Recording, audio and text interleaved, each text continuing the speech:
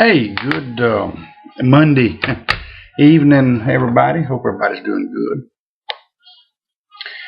My wife and Emily are gone to Emily's dance rehearsal today. So I am home, done been hosed down. Hair's still I'm just wet to get out of the shower, so I stuck a cap on, but I hadn't shaved today, and that's all right. We don't worry about that. Just sitting here listening to a little big band swing music on channel 801 on DirecTV. It's real good, relaxing music. You can really smoke a pipe listening to some of that. And thank you, Guy Witherspoon, for turning me on to that. So, drinking some sweet tea from my favorite restaurant in Farmville, Louisiana, K&D Barbecue. Lots of housekeeping here. I'm using my Nathan Campbell tamper and little Baracini rusticated pipe. Hadn't smoked this one with y'all in a while, and in it, to finish off the housekeeping, I'm smoking some Seattle Pipe Club Mississippi River. So let's get this fired up. Got that lengthy housekeeping out of the way.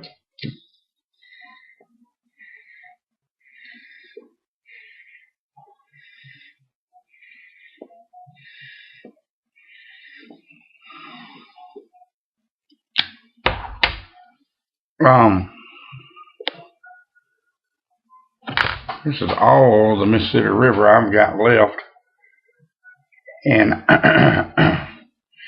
I keep a little on hand. That is when I can get it, and I'm assuming everybody's still out of it. If anybody's heard it, when they're gonna get the last thing I heard, the presses were down,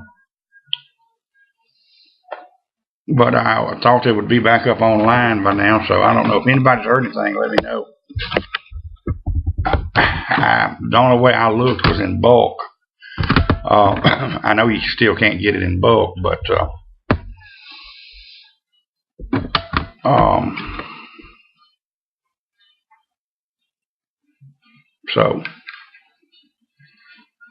but it's a good smoke that I enjoy certainly occasionally.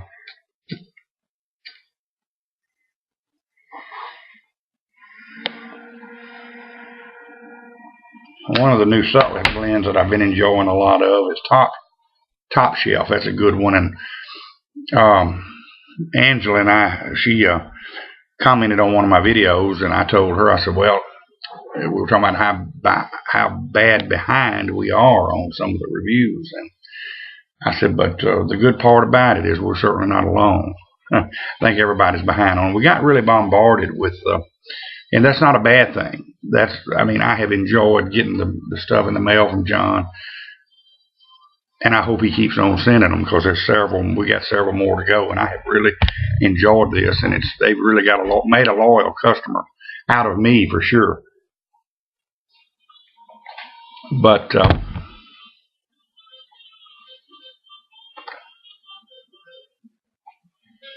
I feel a little dumber today. My dad, some of y'all know the story about the brakes on the trailer. He insisted for me to get them after the little episode Saturday before last, and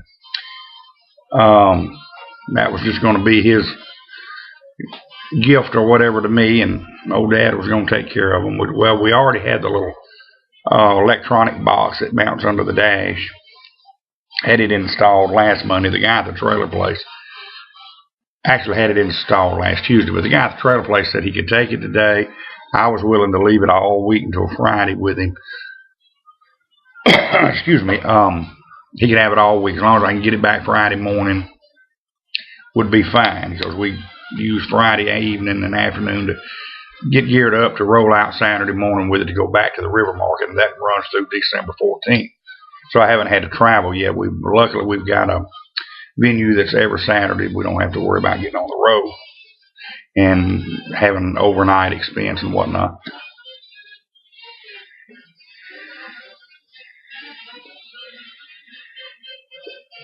But anyhow, called my dad this morning. I told him, I said, I'm not going to get up real early. He takes Monday off too. course, he needs to retire. Well, I don't say that. He's 76 years old, and I guess working is keeping him. He's on the tire center in Monroe. He's had that one 30 years, and it keeps him going. But we have managed to get him to talk him into scaling back. He only works about 4 days a week, 3.5, 4 days, but it keeps him active. But anyway, he's off today too, so I called him and asked him if he wanted to ride over there with me, and he said, yeah. Went out to his house where I keep the trailer parked. My driveway's too steep. It won't make the turn without dragging, so I keep it out at Mom and Daddy's. So I said, well, I'm coming out there to hook up, and we'll ride into town. I'll buy you lunch. We got out there about 11 o'clock, and the guy walked out. He said, you don't need no trailer brakes on this trailer. He said, it's already got them on there. And I'm like, neither myself nor my dad even looked. It's got, and we were just going to put it on one axle, but it's got brakes all the way around it, on all 4 wheels. So he said, if y'all go get some lunch. We've known the guy forever. He said, y'all go get some lunch. When you come back, he said, I'll have it wired up, the right connection on it, and you'll be ready to go. So we went and had lunch, come back, hooked it up, and so Daddy got out a lot lighter than he thought, on it. But I was thankful to have it, and like I say, felt a little dumber. The thing had it on there all the time, and we headed on down the highway with it, got it home. So, like I say, he's been in the tire business for a long, long time. Been in it longer than 30 years, but been in that particular location for 30 years. And like I say, he takes Monday off, so I was going to go and buy. I need 3 more tires on it.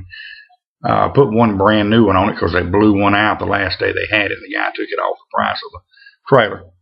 I took a tire there and he put it on. They worked one more show with it and blew a tire out after we'd agreed on the price. I said, well, look, I can get a tire cost. You just take it off the price, I'll pay for the tire. So it needs 3 more. They got a lot of tread left on them, but what happens is they'll dry rot. And that's what happened to these. At first glance, we got plenty of tread on them. Well, with Daddy being off today, I said, look, I'm going to get 3 tires, but I'll do it later in the week. We ain't going by there. It's your day off. If we go by over there, you're going to get hung. You'll never get out of there. So let's hook them up and go home. And that's what we did. So I come in, got my batteries charged on the boat. Thought I might go out this evening, and I said, nah. I went piled up on the bed and was studying some of my Bible lessons and some things I got going on at church, and nearly drifted off to sleep. And I said, nah, I'm not going to go. We're both going to get home early enough tomorrow. I don't have to pick Emily up at school, so I may go tomorrow afternoon, fish till about dark. Hadn't had a chance to do much of it, but anyway, the batteries are all charged. And tackle boxes are loaded. I've got a couple of new pieces of tackle. One of them here, let me see if I can show y'all. Yesterday at Academy, and one of these I don't know anything about.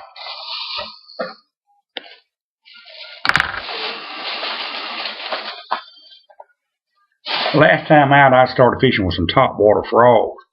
We were fishing in some grass, real grassy pads. And not the last time out, but a month ago, early in the mornings or late in the evenings, and you drag that across.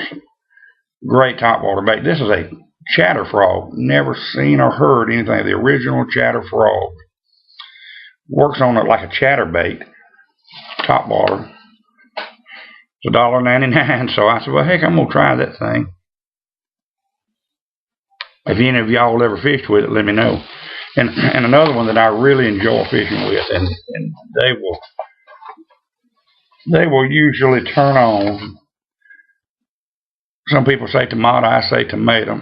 Some people say Rapala, I say Rapala. Little broke back, jointed. If you can see in here, it's It's a little jointed. It makes it look like a, this is a bait fish type shad. When it's swimming, it almost looks like it's injured. And this is shad colored too. I think this may be Tennessee shad, which is what it is.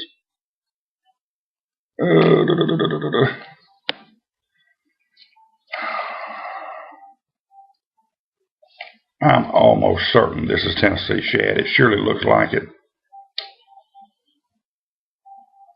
Which is one of my favorite colors. It does extremely well on some lakes here.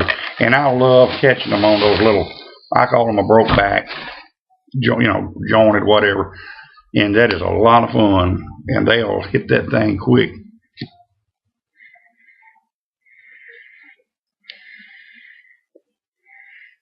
Sometimes they'll jump on that one when they won't hit nothing else. But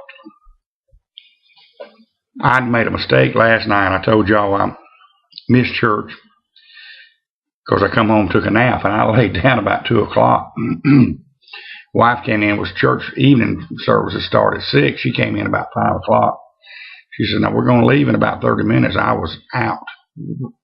Like I say, I know she was too. If it hadn't been for our niece here, we hadn't had to get her back to her parents.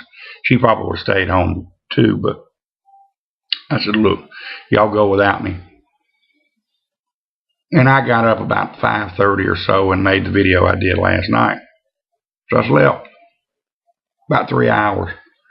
Well, guess what? I couldn't sleep last night. I tossed, I turned, I watched videos on YouTube. I did this, I did that. Tossed and turned all night long and finally fell sound asleep. Probably at 4 o'clock, 4:30. Mondays is the day my wife takes Emily to school, and Emily came in about 7:15. They were getting ready to go. 7:30. Today was camouflage day at school, and she wanted to come in and tell me bye and show me her little camouflage outfit. And I said, you know what? I'm going to stay up, and I've made myself stay up all day. And I could lay down now and go to sleep, but I'm going to hold off till about 8 o'clock. 8:30 or 9 if I can, and I'm going to crash then because I'm not going back through that again. So they're going to dancing rehearsal, and I'm fixing to fix me a bologna sandwich. I've been on a bologna kick. You know, I like a good bologna sandwich once in a while, and I like it thick cut. And I don't know if that's a southern thing or some of you northern folks, if y'all like a little bologna once in a while too, but I don't eat it real often, and I'm the only one in the house that eats it. But when I get on a craving for bologna, I'll go buy a stack of it. A lot of times I'll go to the local store and have them slice it. Sometimes I want it thin, but most of the time I want it thick cut. And with just some good old mayo on it. Of course, tonight I think I'm going to have it with mustard and cheese, but usually I like just slathered with mayo and thick cut. And I'll eat it 2 or 3 days, and then I'm done for a while. I don't want none. But when I really get to craving good old-fashioned bologna, and I eat the bad kind. I eat the brine bologna is my favorite, and it's the one that's got a little everything in it, the chicken, beef, and pork. And it's the worst for you, but it tastes the best. And I'll eat 2 or 3 or 4 sandwiches until I get my fill, and then I'm done for 2 or 3 months, and then I get to craving it again, and off to the store I'll go.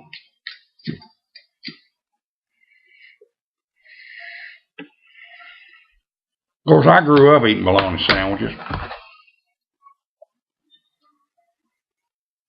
My wife Phyllis grew up in Houston, and maybe they were a little bit more cultured and refined than we were here out in the sticks. I don't know what they ate. Of course, my kids grew up probably turkey sandwiches. That's what my boys and what Emily, turkey and ham sandwiches. But we had a lot of bologna. And of course, my mom baked a big old ham, bone-in ham, and we'd eat off that thing 2 or 3 days and eat sandwiches and whatnot. And I done sat here and gossiped and gabbed till I'm out of time. Y'all take care. We'll catch you tomorrow. Have a good one, and God bless.